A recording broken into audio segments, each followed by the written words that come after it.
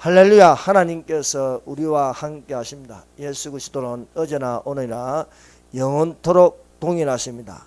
하나님이 살아계십니다.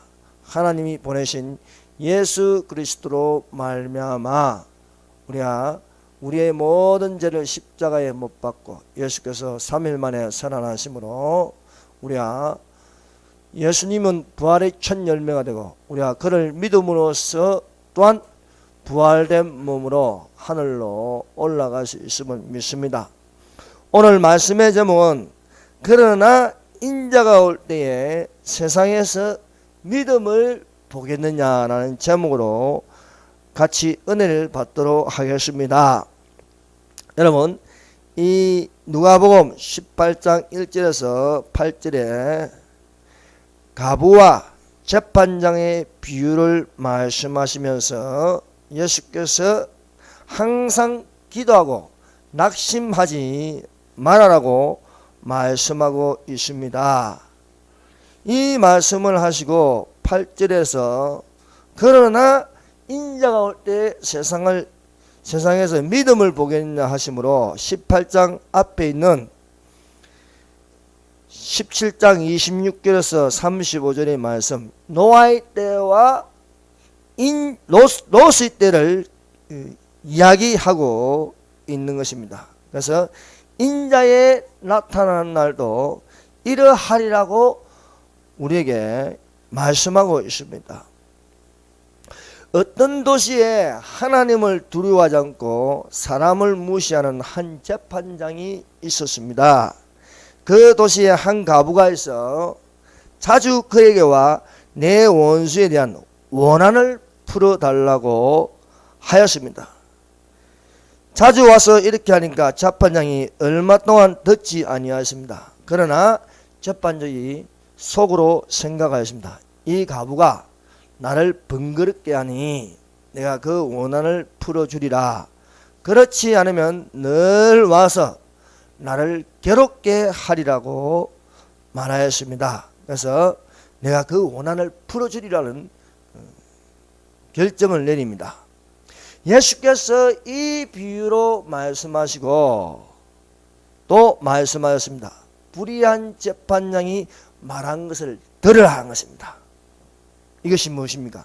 내가 그 원한을 풀어주리라 한 것입니다. 하물며 하나님께서 그 밤낮 부르짖는 택하신 자들의 원한을 풀어주지 아니하시겠느냐, 그들에게 오래 참으시겠느냐 라면서 결론은 이 내용과 다르게 결론을 내고 있습니다. 그러나 인자가 올 때에 믿음을 보겠느냐, 앞 내용하고 결론하고 안 맞는 것 같은데, 우리 생각으로 안 맞는 것 같은데 사실은 기가 막히게 예수님께서 맞는 결론의 대답을 하셨습니다.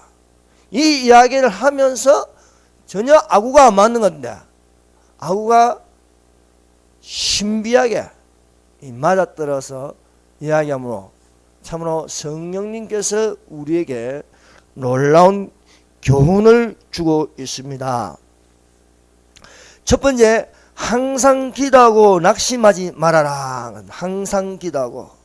여러분, 성경에서 기도에 대한 말씀은요, 항상 기도하라, 기도에 힘써라, 쉬지 말고 기도하라 말씀하고 있습니다.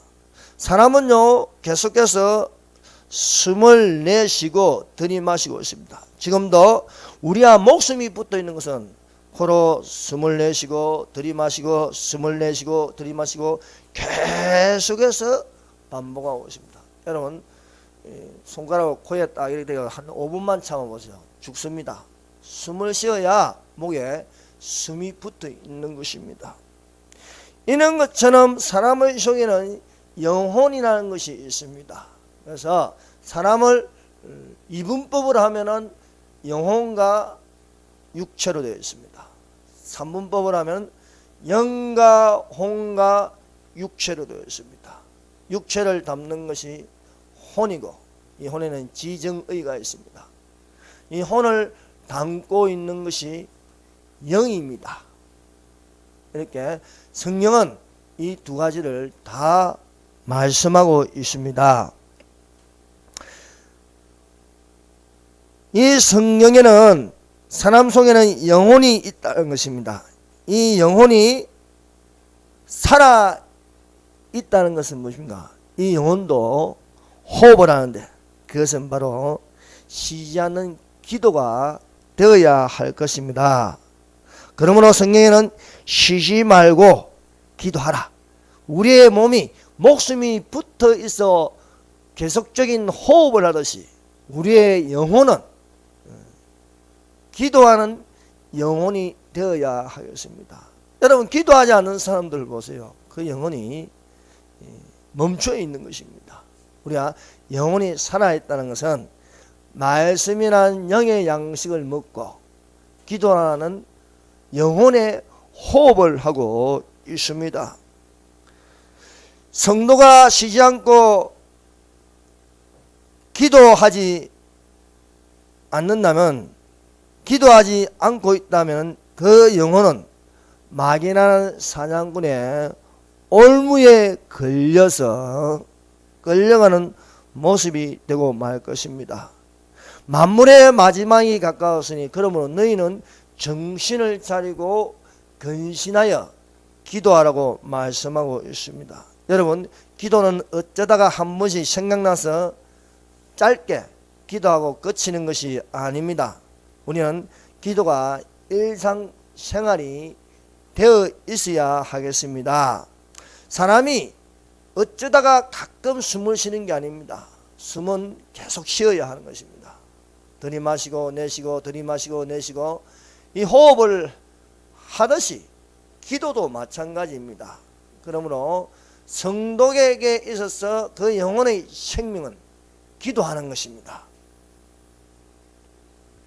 이 기도를 함으로써 기도가 어떻게 하느냐? 쉬지 않고 하고 힘써서 하는 것입니다.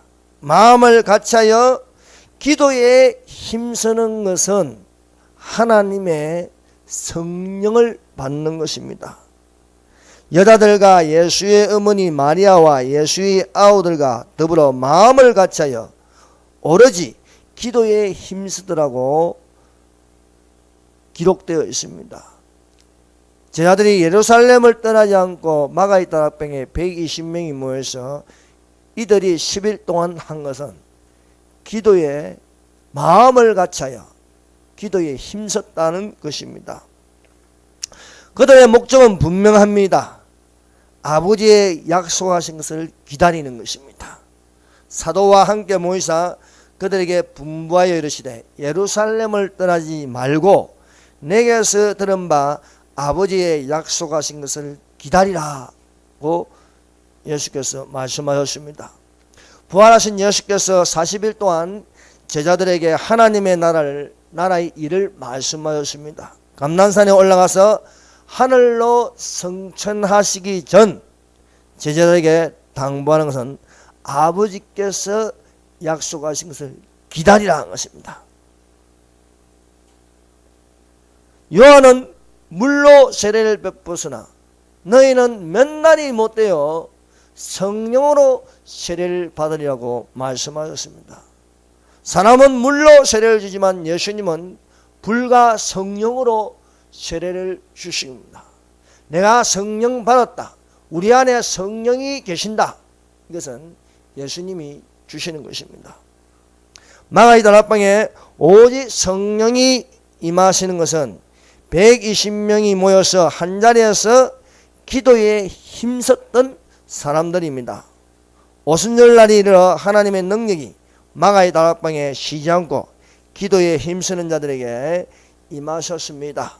혼련이 하늘로부터 급하고 강한 바람 같은 소리가 있어 그들이 앉은 온 집에 가득하여 마치 불의 혀처럼 갈라지는 것들이 그들에게 보여 각 사람 위에 하나씩 임하여 있더니 몇 날이 못되어 성령으로 세례를 받으리라 했는데 이것은 불같이 임하는 불의 성령이었습니다. 예수께서 세례 요한에게 물로 세례를 받으시고 요단강에서 올라올 때에 하늘이 열리고 하나님의 성령이 비둘기같이 내려 예수님 위에 임하시어 성령의 충만함을 입었습니다. 예수님 위에 임하신 성령은 하늘이 열리고 비둘기같이 임하였습니다. 마가의 다락방에 임하신 성령은 아버지의 약속하신 것으로 이번에는 홀연히 하늘로부터 불의 혀같이 임하여 다 성령의 충만함을 받았습니다. 성령이 예수님에게는 하늘이 열리어 비둘기같이 임하시고 마가의 다락방에는 성령님께서 기도에 힘쓰는 자들에게 불의 혀같이 임하셨습니다. 예수께서 우리에게 말씀하시는 것은 염려하지 말라는 것입니다. 성령이 염려에 대하여 기록된 동일한 것은 염려하지 말라, 근심하지 말라는 것입니다. 아무것도 염려하지 말고 다만 모든 일에 기도와 간구로 너희 구할 것을 감사함으로 하나님께 아뢰라. 그리하면 모든 지각에 뛰어난 하나님의 평강이 그리스도 예수 안에서 너희 마음과 생각을 지키시리라고 말씀하고 있습니다. 기도보다 염려를 먼저 하면요, 기도가 안 됩니다. 염려하기 전에 먼저 기도하는 자가 되시기를 바랍니다. 예수께서 염려에 대해서 확실하게 말씀하셨습니다. 너는 마음에 근심하지 말라. 너희는 마음에 염려하지 말라. 내가 너희에게 말하노니 목숨을 위하여 무엇을 먹을까 무엇을 마실까 염려하지 말라. 몸을 위하여 무엇을 입을까 염려하지 말라.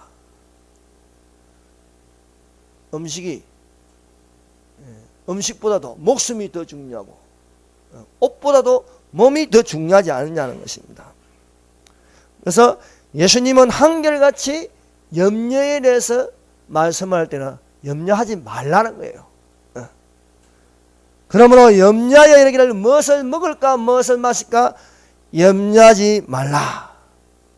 이는 이방인이 구하는 것이니 너희는 먼저 그의 나라와 그의 의를 구하라. 그리하면 이 모든 것이 더하리라고 했습니다. 내일 일을 염려하지 말라. 한날에 괴로우면 그날에 족하리라. 내일은 내일 염려할 것이요 라고 말씀하고 있습니다. 너희는 마음에 근심하지 말라. 하나님을 믿으니 또 나를 믿으라 것입니다. 우리가 예수님을 믿으면, 우리 안에 예수님이 계시면은 예수님이 말씀하는 것은 염려하지 말라. 예수님이 우리 안에 계신다는 건 뭡니까? 평안입니다. 예수께서 부활하시고 염려하고 근심하고 두려워하고 무수워하는 제자들에게 나타나서 말씀하시는 것은요, 평강이 있을지어다 것입니다. 평강이 있을지어다. 예수님이 우리와 함께 계시면요, 그것은 평안이 있습니다. 여호와 살롬, 평강의 왕 예수님이십니다. 그러므로 예수님을 믿는다는 것은요, 염려하지 않는 것입니다. 염려를 주께 맡기면은 주께서 염려를 제거해 주십니다. 너희 염려를 다 주께 맡기라. 이는 그가 너희를 돌보심이라 말씀하고 있습니다. 마음에 염려라는 가시 떨기가 있으면 우리는 결실할 수가 없습니다. 우리의 마음이 밭으로 좋은 밭이 되려고 하면요, 이 가시떨기라는 염려를 제거해야 합니다. 가시떨기가 있으면 어느 정도 믿음이 자라도 이 가시떨기 때문에 더 이상 자랄 수가 없는 거예요. 이 가시떨기가 무엇입니까? 생활의 염려입니다. 물질의 염려입니다. 이러한 것들이 나의 믿음을 자라지 못하게 하고 또 성령으로 열매를 맺지 못하게 하고 있습니다. 가시떨기에 뿌려졌다는 것은 말씀을 들으나 세상의 염려와 재물의 유혹에 말씀이 막혀 결실하지 못하는 자라 하였습니다. 그러므로 우리가 결실하기 위해서 염려라는 가시떨기가 있으면은 말씀을 들어도 결실하지 못합니다. 염려나는 가시떨기를 제거하여 결실할 수 있는 옥토 같은 마음이 되려면 기도하라는 거예요. 기도하여 염려를 떨쳐버리고 하나님의 평강이 임하여서 예수님을 깊이 생각하는 자가 되시기를 바랍니다. 우리 안에 성령으로 충만하면 멸망이 온날지라도 또 목숨의 위험을 당한다 할지라도 우리는 염려하지 않고 평안한 마음을 가지는 것입니다. 사람이 죽음 직전에 예수 그리스도를 영접한 자는 그 마음의 평안에 있어 근심 없이 죽을 수 있지만은 그 마음의 두려움으로 가득 차 있으면요 지옥으로 끌려가는 것이 무서워서 염려하고 근심하고 두려워하는 것입니다. 우리는 기도하는 것은 감사함으로 하나님께 아뢰는 자가 되어야겠습니다. 기도를 항상 힘쓰고 기도에 감사함으로 깨어있으라 말씀하고 있습니다. 기도를 항상 힘쓰는 감사함으로 우리는 깨어있는 성도가 되시기를 바랍니다. 그러므로 쉬지 않는 기도를 할 때에 없는 것을 가지고 불평하지 마세요. 사람들은 되게 없는 것을 가지고 불평합니다. 그리스도인은 있는 것을 가지고 감사할 줄 알아야 하겠습니다. 아무것도 염려하지 말고 다만 모든 일에 기도와 간구로 너희 구할 것을 감사함으로 하나님께 아뢰라 말씀하셨습니다. 그러므로 내가 있는 것을 가지고 우리는 기도할 적에 먼저 하나님께 감사의 기도를 드려야 합니다. 아버지, 오늘도 살아있음을 감사합니다.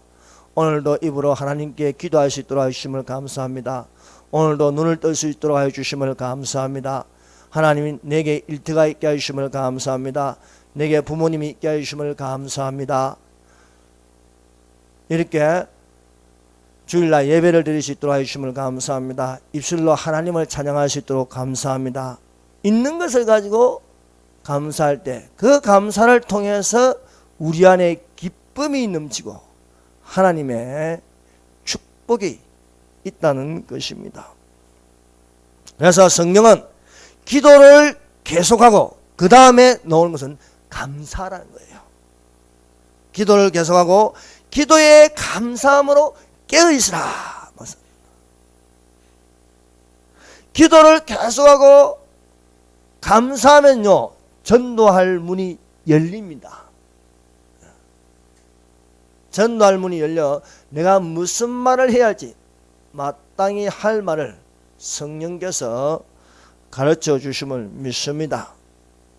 원한을 가진 이 한 가부의 포기하지 않는 강구를 보세요. 어떤 도시의 이 한 가부는 억울하고 원통한 일을 당하여 응어리진 마음입니다. 가부는 원수에게 당한 이 원한을 자신의 힘으로 도저히 해결할 수가 없어서 한 재판장을 찾아갔습니다. 그런데 이 재판장이요 하나님을 두려워하지 않고 사람을 무시하는 재판장입니다. 이 재판장에게 내 원수에 대한 나의 원한을 풀어달라 해요. 나는 정말 억울하다. 나는 무지하다. 일방적으로 당하였다. 그런데 아무도 알아주지 않는다. 내가 속이 터져서 견딜 수가 없어서 찾아왔다. 내 원한을 풀어달라는 건다. 그런데 이 재판장이 뭐 아무 대가도 없고 아무 유익도 없는데 하나님도 두려워하지 않고 사람도 무시하는 이 재판장이 가부가 찾아왔다 해서 거기에 시간을 내어서 재판을 해줄 리가 없습니다. 그래도 가부는 자주 재판장에 가서 내 원수에 대한 나의 원한을 풀어달라고 간청하였습니다. 불의한 재판장이라도 매번 찾아와서 소리 지르고 눈물 흘리고 계속 할 때는요 그 사람을 생각할 수밖에 없고 겁이 나는 거예요. 여러분 오늘날 보세요. 이 대한민국에 특검이 공정하지 못하게 수사를 하고 발표를 하고 있습니다. 그러나 우리 속에 하나를 가진 건 무엇입니까? 팩트가 아니라는 거예요. 사실이 아니라는 거예요. 그래서 소리를 지르는 겁니다. 공정한 수사를 하라. 아니면 물러가라. 안 된다고 가만히 있으면 안 된다는 거예요. 억울하고 원통한 일을 당하여 그 응어려진 우리 이 한민족의 한을 바로 풀어달라는 것입니다. 여러분, 촛불 집회는 대통령 퇴진을 요구하고 있습니다. 그러나 탄핵당할 이유가 사실은 없습니다. 여러분, 태극기 집회가 날이 갈수록 태극기가 휘날리고 있습니다. 그래서 태극기가 휘날리면 촛불은 지금 꺼지게 됐습니다. 이제는 박원순 시장이요, 그 강화문 쪽으로 CCTV도 켜지 말라고 얘기했어요. 왜? 자꾸 꺼져가니까요. 그러나 태극기 집회는요, 매주 토요일마다 사실적인 팩트를 가지고 탄핵 무효, 탄핵 기각을 계속해서 자주 외치고 있습니다. 이렇게 하면요, 모든 것은요, 숫자가 많은, 세력이 많은 데 기울어지게 되어 있습니다. 불의한 특검이라도 자꾸 소리 지르면요, 불의한 재판장이라도 내가 이것을 원한을 풀어줄 수밖에 없다는 것이 되는 거예요. 여러분, 헌법재판소 안에도요, 불의한 재판관이 있습니다. 불의한 재판관이 있다 할지라도 이 성경에 나타난 말씀처럼요, 이는 불의한 재판관도 생각할 수밖에 없다는 거예요. 국민이 외치는 국민들이 두려움을 느끼는 거예요. 내가 하나님을 두려워하지 않고 사람을 무시하나 이 가부가 나를 번거롭게 하니 내가 그 원한을 풀어주리라. 그렇지 않으면 늘 와서 나를 괴롭게 하리라는 것입니다. 하물며 하나님께서 그 밤낮 부르짖는 택하신 자들의 원한을 풀어주지 아니하시겠느냐, 그들에게 오래 참으시겠냐는 것입니다. 하나님께서 부르짖는 사실적인 것을 가지고 하나님께 아랠 때에 하나님은 그 원한을, 원통함을 풀어주실 줄 믿습니다. 가나안 땅에 있던 야곱과 그 가족들이 애굽으로 내려갔습니다. 그 애굽으로 내려간 숫자는 70명이었습니다. 그런데요, 애굽에 살면서, 히브리인들이 애굽에 살면서 400년이 지났을 때에는 생육하고 번성하여 애굽 온 땅에 가득하게 되었습니다. 위협을 느낀 바로 왕이 이들을 노예로 삼아서 고된 노동을 시키는 것이었습니다. 이스라엘 자손이 이 고된 노동으로 말미암아 더 이상 견딜 수 없을 때에 하나님 여호와께 탄식하여 부르짖었습니다. 우리 민족이 고된 노동으로 말미암아 열심히 일해도 표시도 안 나고 매일 우리가 당하고 있습니다. 하나님 언제까지 두고 보고 계실 겁니까? 그들은 하나님께 아뢰었습니다.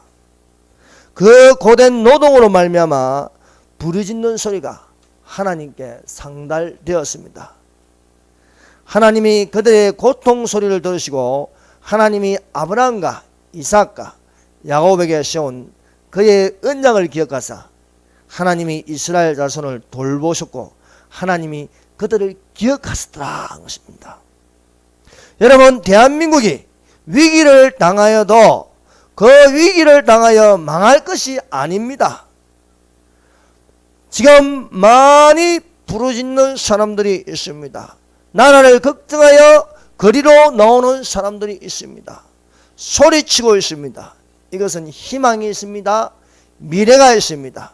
하나님께서 대한민국을 돌보고 계심을 믿습니다.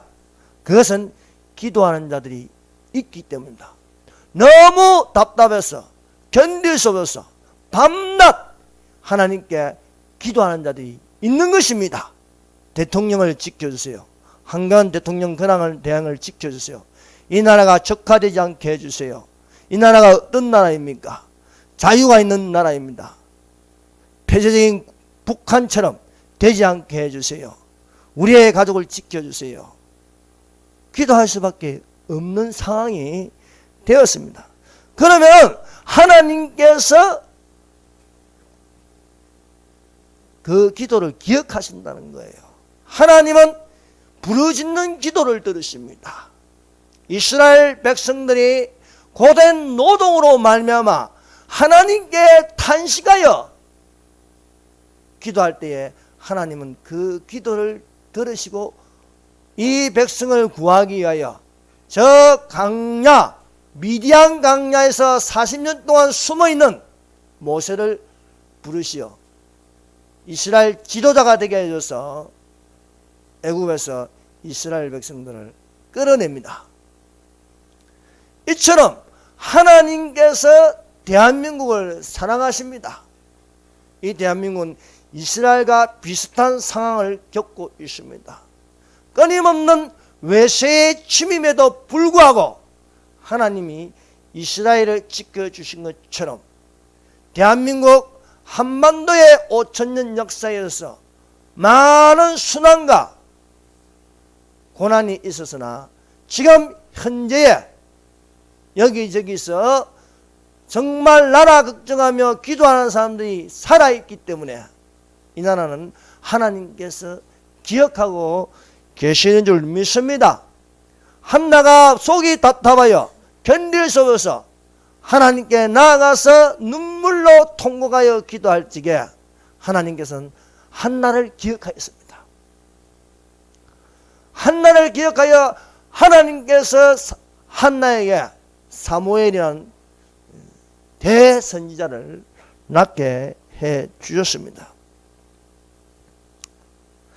이스라엘의 그 고통 소리를 들고 아브라함과 이삭과 야곱에게 약속하신 그 언약을 하나님께서 기억하신다. 400년 동안 400년이 지나면 너희 이스라엘 자손이 이방인에게 객이 되어 돌아온 날이 있다는 거예요. 그것이 창세기 15장 13절에서 16절 말씀입니다. 한번 찾아봅시다. 창세기 15장 13절에서 16절. 여러분, 모든 성경은요, 성령으로 답을 찾을 수가 있습니다. 모든 세계는요, 이스라엘 중심으로 역사하고 있습니다. 이스라엘의 역사는 반복하고 있습니다. 세계의 중심은 이스라엘입니다. 하나님께서 이스라엘 땅을 정하셔 흩어져도 돌아오게 하고 흩어져도 돌아오고 매번 반복적인 역사를 하고 있다는 것입니다. 자, 보세요. 창세기 15장 13절입니다. 한번 같이 읽어봅시다. 여호와께서 아브라함에게 이르시되 너는 반드시 알라. 내 자손이 이방에서 객이 되어 그들을 섬기었고 그들은 400년 동안 내 자손을 괴롭히리니. 14절 그들이 섬기는 나라를 내가 징벌할지며 그 후에 내 자손이 큰 재물을 이끌고 나아오리라. 15절 너는 장수하다가 평안히 조상에게 돌아가 장사할 것이요. 16절 내 자손은 4대 만에 이 땅으로 돌아오리니 이는 아모리 족속의 죄악이 아직 가득 차지 아니함이니라 하시더니 하나님께서 아브라함에게 미래에 대한 약속을 하셨습니다. 너희 자손이 이방에게 객이 되어 애굽에게 지배를 받는데 그들에게 노예 생활을 하다가 400년 만에 돌아온다는 거예요. 400년. 이것을 4대 만에 돌아온다고 했습니다. 그래서 이 말씀을 하시고 400년이 지나서 애굽에 있는 이스라엘 자손이 고된 노동으로 말미암아 하나님께 탄식하여 부르짖는가 400년 만에 애굽에서 나갑니다. 나가는데 그냥 나가는 것이 아니고 큰 재물을 가지고 애굽에 있는 재물을 가지고 나가는 역사적인 이 사실이 그대로 이루어지는 것입니다. 뿐만 아니라 유다 왕국이 제약으로 말미암아 바벨론의 느부갓네살 왕의 침공을 받았습니다. 그래서 예루살렘이 불타고 수많은 남녀노소가 죽게 되고 나머지는 바벨론의 포로로 끌려갔습니다. 그러나 이런 참혹한 상황 속에서도 하나님께서 말씀하시는 미래에 대한 희망을 주시는 거예요. 그것이 무엇이냐? 70년 만에 돌아온다는 거예요. 자, 예레미야 29장 10절.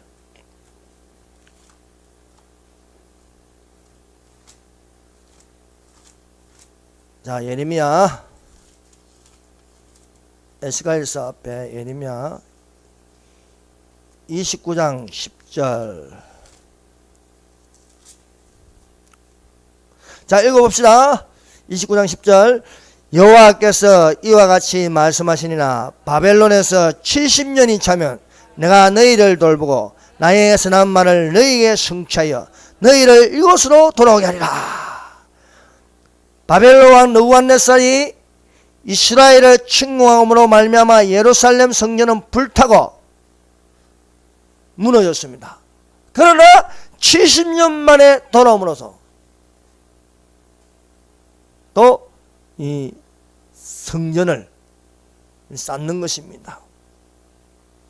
이렇게 하나님은 이스라엘 중심으로 망하는 것 같은데, 망해서 없어질 것 같은데 그것이 아니고 미래와 희망을 주고 있다는 것입니다. 하나님의 생각은 부르짖는 자의 기도를 듣고 계십니다. 그러므로 위기가 닥칠 때에 원한을 가지고 염려하여 부정적으로 볼 것이 아니라 미래와 희망을 주시는 하나님께 부르짖는 자가 되시기를 바랍니다. 여러분, 오늘날 우리는 어느 편에 서야 하겠습니까? 예수께서 베드로에게 말씀하시는 것은 오른편으로 가서 그물을 던지라 해요. 오른편으로 가서 그물을 던지면 거기에 고기가 많은 거예요. 그래서 오른편으로 가서 그물을 던지는 건요, 153마리를 크고 보기 좋은 153마리의 고기를 잡습니다. 그러므로 우리는 항상 생각하는 것이 영의 생각, 그리스도의 생각을 할 줄 알아야겠습니다. 예수를 깊이 생각하라 말씀하고 있습니다.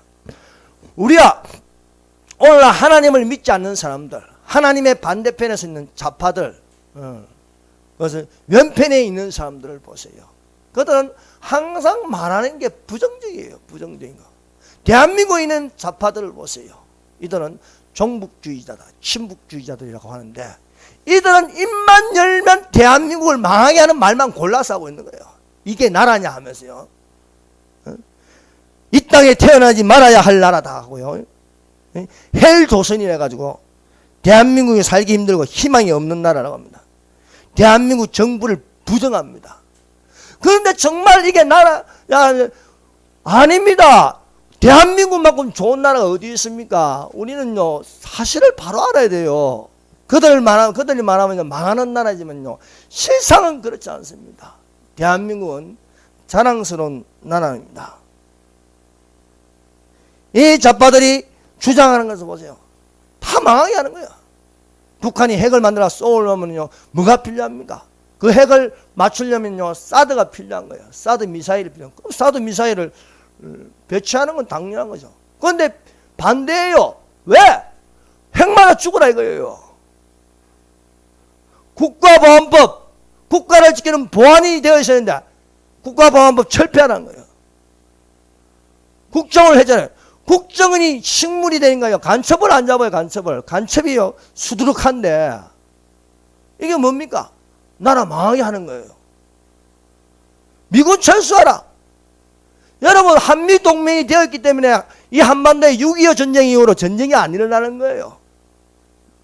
러시아가 한국을 건드릴 수 없는 거예요. 미군 하나가 죽으면요, 이건 미국에 대한 도전이에요. 중국이 함부로 못하는 거예요. 일본이 함부로 못하는 거예요. 왜? 미군이 주둔해 있기 때문에. 이것은 동맹으로 이승만이 못 박아놨어. 지금까지 전쟁이 안 일어나는 거예요. 우리는 전쟁이 끝난 게 아닙니다. 휴전협정입니다. 그런데 왜 자꾸 미군 철수하라 그러는 거예요? 미군이 나가야 전쟁을 일으킬 수 있고, 미군이 나가야 우리 민족끼리 한다요. 우리 민족끼리 좋아하네요. 우리 민족끼리 안 됩니다.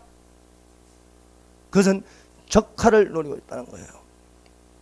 국정화 교과서, 이것은 역사적인 사실을 기록하자는 거예요. 그런데 다양성의 검증 교과서는 어떻습니까? 북한 역사 교과서예요. 북한 역사 교과서. 진정한 그리스도인이라면요, 어느 편에 서야 하겠습니까? 내가 국가를 위한다면요, 대통령을 위해서 기도하고 대한민국 정부를 인정해야 하는 것입니다. 사드를 설치하고 한미동맹이 강화되고 국정화 역사 교과서로 학생들이 배워야 하는 것은 당연한 것입니다. 여러분, 대한민국이 정말 이게 나라냐? 헬조선입니까? 아닙니다. 건전한 정신을 가지면요, 대한민국은요, 정말 좋은 나라입니다. 원조받던 나라가 유일하게 원조해주는 나라입니다. 유일하게 공산화되지 않는 나라입니다. 세계 경제 10대 경제국이고 산업화를 이뤘고 한류 열풍을 일으켰습니다. 의료보험이 잘 되어 있고요, 교통이 얼마나 편리합니까? 다른 나라 가보세요. 호주도 가보세요. 호주 가면 교통이 얼마나 불편한데요. 대한민국 고속도로를 보세요. 새로 닦은 고속도로를 보세요. 감탄합니다. 세계적인 토목기술, 건축기술을 가지고 있습니다. 여러분, 현대자동차를 보세요. 세계 5대 명차에 들어가고 있습니다. LG전자, 삼성전자는 세계 최고입니다. 소니를 앞지르고 있습니다. 조선업 세계 최고입니다. 삼린욕 세계 4대 삼린욕에 들어갑니다. 우리는 복지를 사실 다 누리고 있습니다. 교통에 관한 것, 고속도로, 의료보험, 자유, 거리 제한 없이 가고 싶은 데나 아무 데나 가고요. 치안도 얼마나 잘 되어 있는지 모릅니다. 그러나 좌파들의 말을 자꾸 듣고 이러면요, 정말 안 되는 나라처럼 보여요. 그러나 사실은, 팩트는 대한민국은요, 세계에서 자랑스러운 나라입니다. 여러분, 세계에서 머리 제일 좋은 나라 우리나라 사람입니다. 머리도 좋고요. 또 동남아에서요, 우리 청년들은요, 신체가 최고예요. 우리나라는요, 자랑스러운 나라이며 얼마든지 자랑스러워할 수 있는 한글도 가지고 있는 것입니다. 그러나 원수는 그렇지 않습니다.